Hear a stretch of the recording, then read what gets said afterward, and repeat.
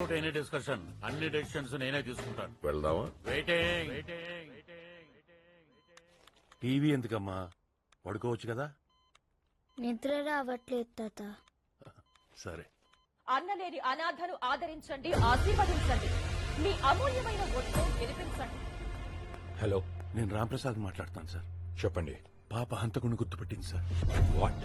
అతను ఎవరో కాదు సార్, సెంట్రల్ మినిస్టర్ సీతారామరాజు గారు తమ్ముడు బాచిరాజు. Is it? ఈ విషయం మీరెవరికైనా చెప్పారా? లేదు సార్. ఎవరికి చెప్పొద్దు. అలాగే సార్. అది పాప ప్రాణాలకే ప్రమాదం. మీరు హైదరాబాద్ ఎప్పుడు వస్తున్నారు? రేపు morning flight sir. Ticket details నాకు పెట్టండి. ఎయిర్పోర్ట్ నుంచి సెక్యూరిటీ అరేంజ్ చేస్తాను. చెప్పాను. బాచిరాజు, ఆ పాప నిన్ను గుర్తుపట్టింది. రేపు మార్నింగ్ ఫ్లైట్ కి హైదరాబాద్ వస్తుంది. డీటెయిల్స్ పంపిస్తాను. ఏం చేయాలో అర్థమైందిగా? అర్థమైంది అవినాష్.